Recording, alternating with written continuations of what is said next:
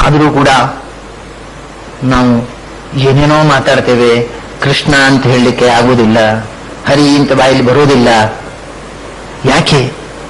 ಅದು ಪ್ರಶ್ನೆ. ಅದಕ್ಕೆ ಹೇಳ್ತಾರೆ, ಹೇ ಜಿಹ್ವೆ ಮಮ ನಿಸ್ನೇಹೆ ಹರಿಂ ಕಿನ್ನು ನ ಭಾಷಸೆ. ಅವರು ಅಲ್ಲ, ನಾಲಿಗೆಯನ್ನು ಕುರಿತು ಹೇಳ್ತಾರೆ. ಹೇ ಜಿಹ್ವೆ, ಓ ನನ್ನ ನಾಲಿಗೆಯೇ, ನಿಸ್ನೇಹೆ, ನನ್ನ ಮೇಲೆ ನಿನಗೆ ಇಷ್ಟು ಪ್ರೀತಿ ಇಲ್ವಾ? ನನ್ನ ನಾಲಿಗೆ ಅಂತ ನಾನು ನಿನ್ನನ್ನು ಹೇಳ್ತಾ ಇದ್ದೇನೆ. ಮಮ ಜಿಹ್ವೆ ನಿಸ್ನೇಹ, ನನ್ನ ನಾಲಿಗೆ ಅಂತ ನಾನು ಎಷ್ಟು ಅಭಿಮಾನದಿಂದ ನನ್ನ ನಾಲಿಗೆ, ನನ್ನ ಮೂಗು, ನನ್ನ ಕೈ, ನನ್ನ ಬಾಯಿ, ನನ್ನ ಕಾಲು, ನನ್ನ ನನ್ನ ನನ್ನ ಅಂತೇನೆ. ನನ್ನ ಅನ್ನೋದ್ರ ಹಿಂದೆ ನನ್ನೇ ಇಲ್ಲೇನು? ನನ್ನಿಂದಲೇ ಪ್ರೀತಿ ಇಲ್ಲ.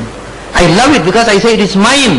ನನ್ನದು ಅಂತ ಹೇಳೋದ್ರ ಹಿಂದೆ ಪ್ರೀತಿ ಇಲ್ಲ. ಇಷ್ಟು ಪ್ರೀತಿಯಿಂದ ನೀನನ್ನು ಪ್ರೀತಿಸ್ತೇನೆ, ನಿನಗೆ ನನ್ನ ಮೇಲೆ ಯಾಕೆ ಪ್ರೀತಿ ಇಲ್ಲ ಅಂತ ನಾಲಿಗೆ ಮೇಲೆ ಕೋಪಿಸ್ಕೊಳ್ತಾನೆ ಭಕ್ತ. ಅಂದ್ರೆ ಆ ಭಕ್ತಿಯಲ್ಲಿ ಅವನು ಎಷ್ಟು ಆ ಫೀಲಿಂಗ್ ನ ಡೆಪ್ತ್ ಅಂತ. ಹೇ ಜಿಹ್ವೆ ಮಮ ನಿಸ್ನೇಹೆ, ನನ್ನ ಮೇಲೆ ಸ್ನೇಹವೇ ಇಲ್ಲ ನಿನಗೆ. ಯಾಕೆ? ನನ್ನ ಮೇಲೆ ಪ್ರೀತಿ ಇರ್ತಿದೆ, ನಿನ್ನ ಹರಿ ಅಂತ ಅಂತಿರ್ಲಿಲ್ಲ.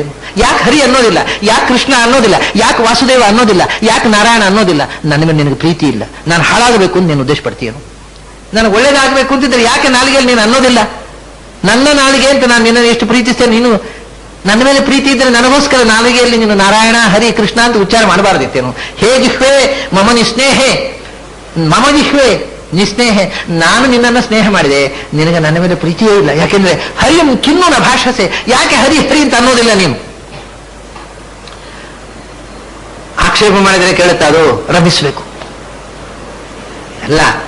ಅದು ಪರ್ಟಿಕ್ಯುಲರ್ಲಿ ಜಿಹ್ವಾ ಅನ್ನುವಂಥದ್ದು ಸ್ತ್ರೀಲಿಂಗ. ಸ್ತ್ರೀ ಸ್ವಭಾವ ಏನು ಅಂದ್ರೆ, ನೀವು ಆಕ್ಷೇಪ ಮಾಡಿದಷ್ಟು ದೂರ ಹೋಗ್ತಾರೆ ಅವರು, ನೀವು ರಮಿಸಿದಷ್ಟು ಹತ್ತಿರಕ್ಕೆ ಬರ್ತಾರೆ. That is female quality. ಅದಕ್ಕೆ ರಮಿಸಿ ಮಾಡ್ತಾನೆ, ಹರಿಂ ಮಧುಸ್ವ ಕಲ್ಯಾಣಿ, ನೀನು ಕೆಟ್ಟವಳಲ್ಲ, ನೀನು ಕಲ್ಯಾಣಿ, ನಿಮ್ದು ಒಳ್ಳೆಯವಳು, ಹರಿ ಅಂತ ಹೇಳಪ್ಪ ಅಂತ ಬೆಲ್ಟಾಡ್ತಾನೆ. ಹರಿಂ ಮಧುಸ್ವ ಕಲ್ಯಾಣಿ, ಕಲ್ಯಾಣಿ ಅಂದ್ರೆ ಮಂಗಳ, ನೀನು ಮಂಗಳಿಕಳು, ನಿನ್ನಿಂದ ನನ್ನ ಉದ್ಧಾರ, ನೀನು ನನ್ನ ಜೀವನದ ಮಂಗಲ, ನೀನು ಹರಿ ಹರಿ ಅಂತ ಹೇಳ್ಬೇಕಪ್ಪ. ಯಾಕೆಂದ್ರೆ ಸಂಸಾರೋದಧಿ ನೌರ್ ಹರಿಹಿ, ಹರಿ ಅಂದ್ರೆ ಯಾರು? ಸಂಸಾರ ಉದಧಿ ನೌರ್ ಹರಿಹಿ, ಸಂಸಾರ ಅನ್ನುವ ಕಡಲಿಗೆ ಹಾಯಿ ದೋಣಿಯಪ್ಪ ಹರಿ ಅಂತನ್ನುವ ನಾಮ. ನಾವು ಈ ಕಡಲಿನಲ್ಲಿ ಮುಳುಗಬೇಕಾ? ನಾನು ಮುಳುಗಿ ನನ್ನೊಟ್ಟಿಗೆ ನೀನು ಮುಳುಗುತ್ತೀಯಲ್ಲ, ನೀನೂ ದಾಟು, ನನ್ನನ್ನು ದಾಟಿಸು. ಸುಮ್ಮನೆ ನಾರಿಯನ್ನ ಹರಿ ಹರಿ ಅನ್ನು. ಹರಿ ಹರಿ ಅಂದ್ರೆ ಅದು ದೋಣಿಯೂ ಹೌದು, ಹರಿಗೋಲು ಹೌದು. ಹರಿ ಅನ್ನೋದು ಸಂಸಾರದ ದೋಣಿ, ಹರಿಗೋಲು ಇದು ದೋಣಿ, ಹಾಯಿ ದೋಣಿ. ಭಗವಂತನೇ ಹಾಯಿ ದೋಣಿ. ಅದರಿಂದ ಅವನನ್ನು ಕರೆದರೆ ಅವನು ಏನೊಂದು ಹಾಡು ಉಂಟಲ್ಲ, ಅಂಬಿಗ ಅಂತ ದಾಸರು ಒಂದು ಹಾಡು ಹೇಳಿದಾರಲ್ಲ, ಅಂಬಿಗ ಅಂತ. ಅವನು ಅಂಬಿಗ, ಅವನು ದೋಣಿ. ವಿಚಿತ್ರ, ಅವನೇ ಹರಿಗೋಲು, ಹರಿನಾಮವೇ ಹರಿಗೋಲು, ಅವನೇ ಅಂಬಿಗ, ಅವನೇ ದೋಣಿ, ಎಲ್ಲ ಅವನೇ. ದೋಣಿಯಿಂದ ಹೋಗುವುದೆಲ್ಲಿಗೆ? ದೋಣಿಯಿಂದ ಸಂಸಾರವನ್ನು ದಾಟಿದ ಮೇಲೆ ಇಳಿಲಿಕ್ಕಿಲ್ಲ, ಅವನೇ ದೋಣಿ. ಈ ಬೇರೆ ಆದ್ರೆ ದಾಟಿದ ಮೇಲೆ ಆ ದೋಣಿಯನ್ನು ಬಿಟ್ಟು ಹೋಗೋದು. ಇದಾಗಲ್ಲ, ದೋಣಿಯಲ್ಲಿ ಹೋಗಿ ದೋಣಿಯನ್ನೇ ಸೇರುವುದು.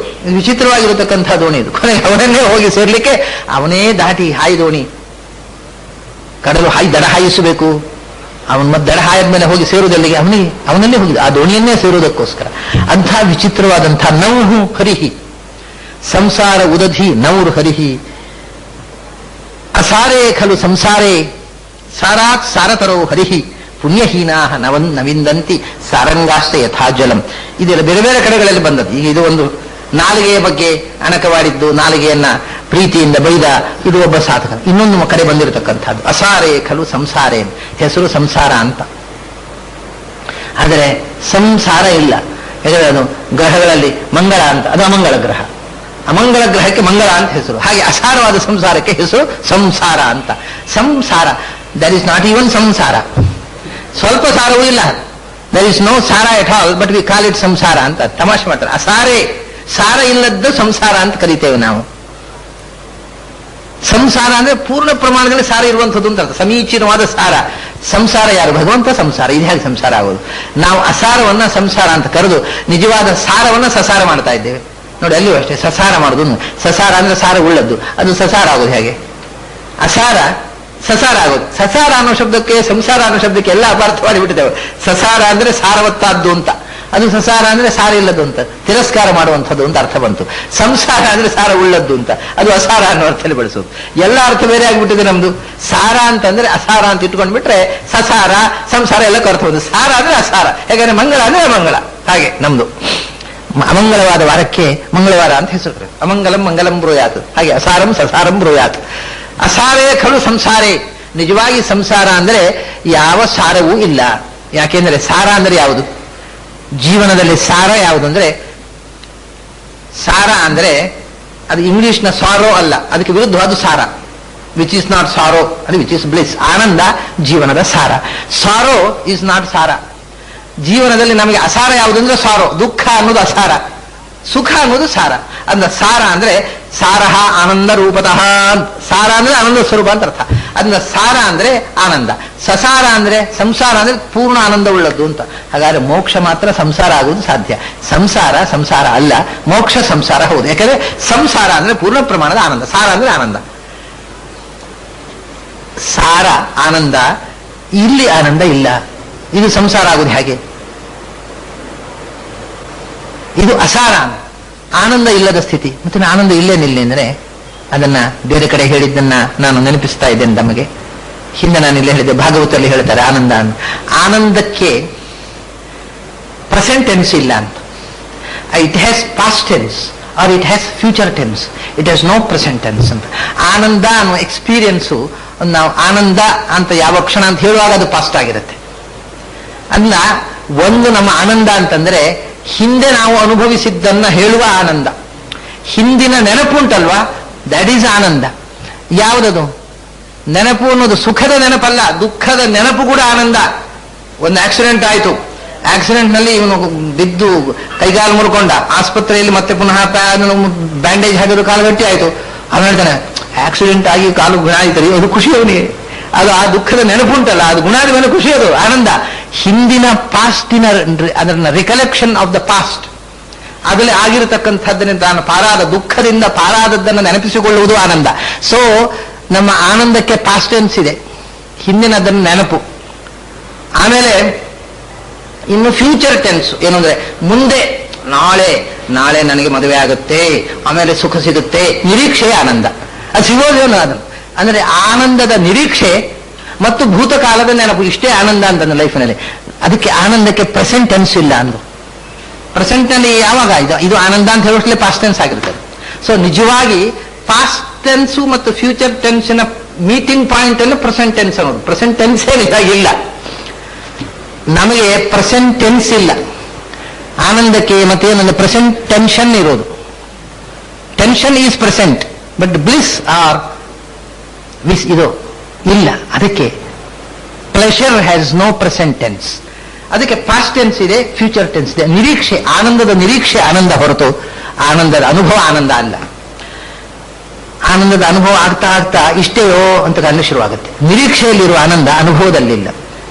One knows the limitations of it and then gets rejected. ಆಮೇಲೆ ಎರಡನೇ, ಆನಂದದಕ್ಕೋಸ್ಕರ ದುಃಖ ಪಡುವುದೇ ಆನಂದ ಅಂತ. ಇವಾಗ ಬೆಳಗಿನ ಸಂಜೆ ತನಕ ದುಡಿತೇವೆ ನಾವು, ಬೆವರು ಸುರಿಸಿ ಕಷ್ಟಪಡ್ತೇವೆ. ಯಾಕೆ? ನಾಳೆ ಸುಖ ಪಡಬೇಕು ಅಂತ. ಸೊ ಸುಖದ ನಿರೀಕ್ಷೆಯೇ ಮನುಷ್ಯನಿಗೆ ಸುಖ ಹೊರತು ಸುಖದ ಎಕ್ಸ್ಪೀರಿಯನ್ಸ್ ಅಲ್ಲ.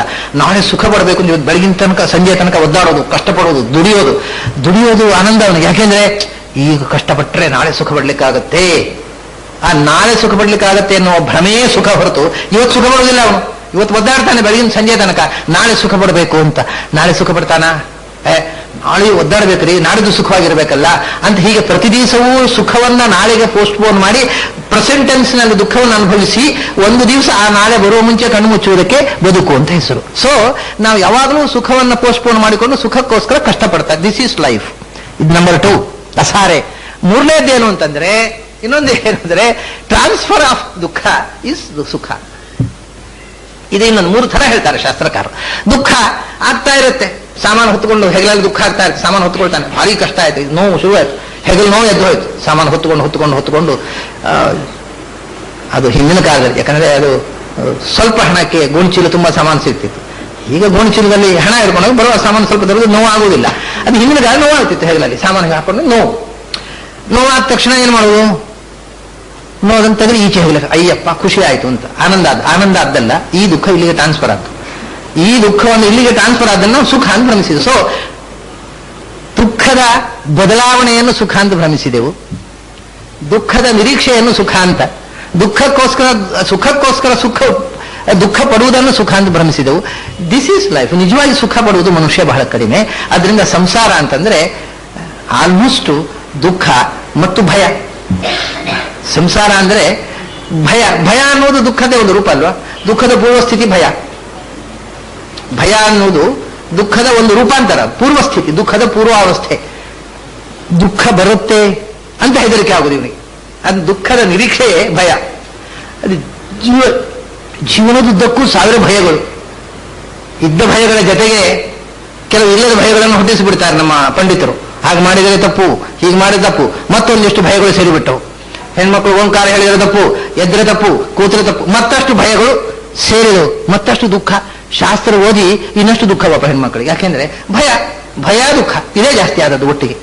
ಅದರಿಂದ ಇದೇನು ದುಃಖದ ಸರಮಾಲೆ. ಅದಕ್ಕೋಸ್ಕರ ಅಸಾರೇ ಖಲು ಸಂಸಾರೇ. ಈ ಸಂಸಾರ ಅನ್ನೋದು ಸಾರ ಅಲ್ಲ, ಅಂದ್ರೆ ಆನಂದ ಇಲ್ಲ ಇದರಲ್ಲಿ, ದುಃಖ ಹೆಚ್ಚು. ಆನಂದ ಒಂದು ತುಡುಕು ಆನಂದಕ್ಕೋಸ್ಕರ, ಆ ಆನಂದದ ಆಚೆ ದುಃಖ, ಅಂದ್ರೆ ಈಚೆ ದುಃಖ, ಆಚೆ ಈಚೆ ಎರಡು ದುಃಖ ಮಧ್ಯೆ ಒಂದು ಸಣ್ಣ ಆನಂದ. ಒಂದು ಸಣ್ಣ ಆನಂದಕ್ಕೋಸ್ಕರ ದುಃಖದ ಸರಮಾಲೆ. ಯಾವುದೋ ಒಂದು ಆನಂದದ ಪ್ರತೀಕ್ಷೆಗೋಸ್ಕರ ಇಡೀ ಬದುಕಿನಲ್ಲಿ ಒದ್ದಾಡುವುದು. ಮಕ್ಕಳು ಸುಖ ಅಂತ, ಸುಖ ಭ್ರಾಂತಿ ಜ್ಞಾನ, ವಿಷ್ಣು ಪುರಾಣ ಮಾತಾಡುತ್ತೆ, ಭ್ರಾಂತಿ ಜ್ಞಾನಾವೃತಾಕ್ಷಾಣಂ ದುಃಖಮೇವ ಸುಖಾಯತೆ ಅಂತ. ದುಃಖವೇ ಸುಖ ಅಂತ ನಾವು ಭ್ರಮೆ ಬಂದುಬಿಟ್ರೆ ಜೀವನ ಎಲ್ಲ ಸುಖ. ಯಾಕೆಂದ್ರೆ ದುಃಖ ಅಂತಲೇ ಗೊತ್ತಿಲ್ಲ ಅವರಿಗೆ. ಆನಂದ, ದುಃಖವೇ ಆನಂದವಾಗಿಬಿಟ್ರೆ, ದುಃಖವನ್ನೇ ಆನಂದ ಅಂತ ತಿಳ್ಕೊಂಡ್ಬಿಟ್ರೆ ಆರಾಮ ಜೀವನ. ಮಕ್ಕಳು ಕಜ್ಜಿ ತುರುಕೆ ಮಾಡಿಕೊಂಡ ಹಾಗೆ. ಈ ರೀತಿ ಅಸಾರೇ ಖಲು ಸಂಸಾರೇ ಸಾರಾತ್ ಸಾರ ತರೋ ಹರಿಹಿ. ಎಲ್ಲಕ್ಕಿಂತ ಸಾರಭೂತವಾಗಿರತಕ್ಕಂಥದ್ದು ಏನು ಅಂದ್ರೆ ಭಗವಂತ, ಆನಂದಮಯನಾಗಿರ್ತಕ್ಕವ, ಅವನ ಸ್ಮರಣೆ. ಆದರೆ ಕಷ್ಟ ಏನು ಅಂತಂದ್ರೆ ಅವನು ಸ್ಮರಣೆ ಮಾಡಿದ್ರೆ ಒಂದು ಸರ್ತಿ ಹೇಳಿದ್ರೆ ಸಾಕು ಅಂತ ಹೇಳಿದ್ರು ಹಿಂದೆ. ಅದು ಬಹಳ ಸುಲಭ ಆಯ್ತಲ್ಲ ಈಗ. ಅಸಾರ ಅಲ್ಲ ಇದು, ಇನ್ನು ಸಾರ. ಇದನ್ನು ಸಂಸಾರವನ್ನು ಸಾರ ಮಾಡೋದಕ್ಕೆ ಏನೂ ಕಷ್ಟ ಇಲ್ಲ. ಹರಿ ಅಂತ ಹೇಳಿಬಿಟ್ರೆ ಸರಿ. ಅಂದರೆ ಪುಣ್ಯಹೀನ ನವಿಂದಂತಿ ಎಂದರು. ಅದಕ್ಕೂ ಪುಣ್ಯ ಬೇಕಪ್ಪ. ಅಂದ್ರೆ ಹರಿ ಅಂತ ಹೇಳಬೇಕು ಅನ್ನೋ ಎಚ್ಚರವೇ ಬರುವುದಿಲ್ಲ. ಸುಮ್ಮನೆ ವೇಸ್ಟ್ ಆಫ್ ಟೈಮ್, ಒಂದು ಹರಿಸ್ಮರಣೆ ಮಾಡಿ ಯಾಕೆ ಸಮಯ ಹಾಳು ಮಾಡಬೇಕು ಅಂತ ವಾದ ಮಾಡ್ತಾನೆ. ಪುಣ್ಯಹೀನ ನವಿಂದಂತಿ, ಇದು ಒಂದಕ್ಕೊಂದು ತಾಳಿಗಂಟು. ಅದನ್ನ ಹರಿ ಅಂತ ಹೇಳಿದೆ ಪುಣ್ಯ ಬರೋದಿಲ್ಲ, ಪುಣ್ಯ ಬರೋದೇ ಹರಿ ಅಂತ ಹೇಳಲಿಕ್ಕೆ ಮನಃಪೂರ್ವಕವಾಗಿ ಹೃದಯ ತುಂಬಿ ಹರಿ ಅಂತ ಹೇಳಲಿಕ್ಕೆ ಬರೋದಿಲ್ಲ. ಬಹಳ ಕಷ್ಟ ಉಂಟು ಇದು. ಪುಣ್ಯಹೀನ ನವಿಂದಂತಿ ಹೇಗೆ ಅಂದ್ರೆ ಅದಕ್ಕೊಂದು ದೃಷ್ಟಾಂತ ಕೊಡ್ತಾರೆ. ಸಾರಂಗಾಶ್ಚ ಯಥಾ ಜಲಂ. ಸಾರಂಗ ಅಂದ್ರೆ ಚಾತಕ ಪಕ್ಷಿ. ಇದೊಂದು ಶಾಸ್ತ್ರ ಸಂಪ್ರದಾಯ, ಕವಿ ಸಮಯ. ಅದು ವಸ್ತುಸ್ಥಿತಿ ಏನು ಅಂತ ಪರೀಕ್ಷೆ ಮಾಡಿ ನೋಡ್ಬೇಕು, ಅಥವಾ ಪಕ್ಷಿ ಶಾಸ್ತ್ರಜ್ಞರು ಇದ್ದಾರೆ ಅವರ ಹತ್ರ ಕೇಳಬೇಕು. ಚಾತಕ ಪಕ್ಷಿ ಅದು ಶಾಸ್ತ್ರಕಾರ ಏನ್ ಹೇಳ್ತಾರೆ ಅಂದ್ರೆ, ಇದು ಒಂದು ಕವಿ ಸಮಯ. ಅದು ನೀರು ಕುಡಿಯುವುದಿಲ್ಲ ಅಂತ. ಎಲ್ಲಿ ಆದ್ರೂ ನೀರು ಇದ್ದದ್ದನ್ನ, ನೆಲದಲ್ಲಿ ಇರುವಂತಹ ನೀರನ್ನು ಕುಡಿಯೋದಿಲ್ಲ. ಕೆರೆಯಲ್ಲಿ, ಬಾವಿಯಲ್ಲಿ ಎಲ್ಲಿದ್ರೂ ಆ ನೀರು ಮುಟ್ಟೋದಿಲ್ಲ. ಅದು ಬಾಯಾರಿಕೆ ಆದರೂ ಕೂಡ ನೀರನ್ನ ನಿರೀಕ್ಷೆ ಮಾಡ್ತಾ ಇರ್ತದೆ. ಯಾವಾಗ ಮೋಡದಿಂದ ನೀರು ಬೀಳಬೇಕು, ಆ ಮೋಡದ ನೀರಿಗೆ ಬಾಯಿ ಕೊಟ್ಟು ಕುಡಿಬೇಕು. ಮೋಡದಿಂದ ನೀರು ಬರುವ ತನಕವೂ ಬೇಸಗೆಯಲ್ಲಿ ಬಾಯಿ ಒಣಗಿದರೂ ಕೂಡ ನೀರಿಲ್ಲದೆ ಒದ್ದಾಡುತ್ತೆ ಹೊರತು ಅದು ಕೆಳಗೆ ಒಂದು ನೆಲದಲ್ಲಿ ಇರತಕ್ಕಂಥ ನೀರು ಕುಡಿಯುವ ಅಭ್ಯಾಸ ಇಲ್ಲ. ಅದು ಅದರ ಪ್ರಾರಬ್ಧ ಕರ್ಮ. ಅದಕ್ಕೆ ಬಾಯಾರಿಕೆ ಆದರೆ ಮೇಲೆ ನೋಡ್ತಾ ಕೂತ್ಕೊಳ್ಳಿ. ಮೋಡದಿಂದ ಮಳೆ ಬರಬೇಕು. ಮಳೆ ಪೋಸ್ಟ್ಪೋನ್ ಆದಷ್ಟು ಸಂಕಟ ಪೋಸ್ಟ್ಪೋನ್ ಜಾಸ್ತಿ ಆಗ್ತಾನೆ ಇರ್ತದೆ. ಇದಕ್ಕೆ ಹೇಗೆ ಸಾರಂಗಕ್ಕೆ ನೀರು ದುರ್ಲಭವಾಗುತ್ತೋ ಬೇಸಿಗೆಯಲ್ಲಿ, ಹಾಗೆ ಪುಣ್ಯಹೀನರಿಗೆ ಹರಿನಾಮ ಅನ್ನೋದು ಚಾತಕ ಪಕ್ಷಿಯ ನೀರಿನಂತೆ. ಚಾತಕ ಪಕ್ಷಿಗೆ ನೀರು ಸಿಗೋದಿಲ್ಲ, ಪುಣ್ಯ ಇಲ್ಲದಿದ್ದವರಿಗೆ ಹರಿನಾಮ ಸಿಗೋದಿಲ್ಲ. ಅಂದ್ರೆ ಅದಕ್ಕೆ ನಾರ ಸಿಗೋದಿಲ್ಲ, ಇವರಿಗೆ ನಾರಾಯಣ ಸಿಗೋದಿಲ್ಲ.